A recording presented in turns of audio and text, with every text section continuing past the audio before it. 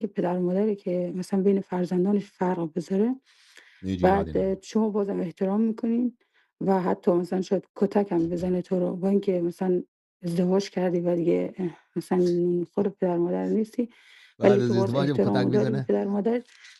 بله. احترام هم داری، ولی پدر و مادر بین فرزندانش فرق میذاره و اون فرزندی که همیشه دعوا و باعث شده که خواهر برادرها از همدیگه دیگه مثلا دوست نداشته باشن، ارتباط با هم داشته باشن، اون فرزند و پدر و مادر همیشه بها میدن و آه.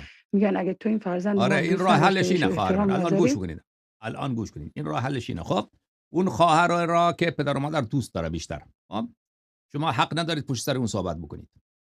شما ها حق ندارید پشت سر او با همدیگر صحبت بکنید، عیبش را بیان بکنید. خب پس غیبت کردن اون فرد حرامه. همچنین غیبت کردن پدر و مادر حرامه که شما کنار هم نشستید بقیه خواهر و برادرها عیب پدر و مادر را هم بیان نکنید و این حق پدر و مادره. یک فرزند را از دیگران بیشتر دوست داشته باشه، این کدام حرام نیست.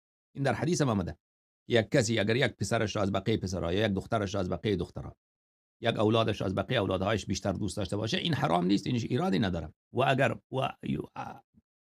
اگر به یکی بیشتر نیکی میکنه این حرام نیست و گناهی نیست. حالا اگر حتی گناه هم میکنه، حالا فرض بکنید یکی مثلا یک جوان، یک فرزند او اصلا فاسق، بی‌نماز، پدر و مادر همه کار حرفای او را تایید میکنن، بقیه را میگه شما به جهنم، به شما کاری نداره.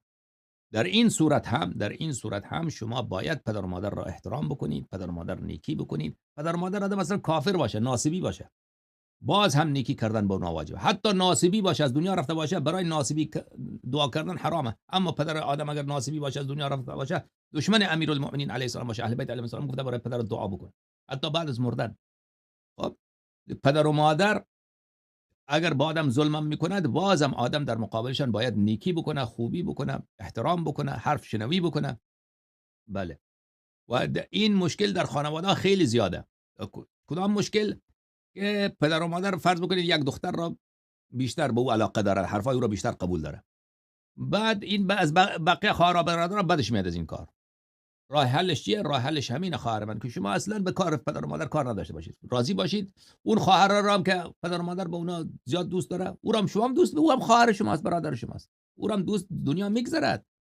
غیبتش را نکنید، پشت سرشان حرف نزنید، این کینه ها تبدیل به دوستی میشود. اگر شما این حرف را گوش نکنید، پشت سر اون حرف بزنید، کینه شما هر روز بیشتر میشه، دشمنی شما هر روز بیشتر میشود و دیگر یه راه حل نداره تا آخر همین جنگ و تلخی و بدکلامی و اینها تا که آدم از دنیا بره ادامه پیدا میکنه و این اصلا ارزش نداره و گناه هم که گناه آخرت هم که سر جای خودش.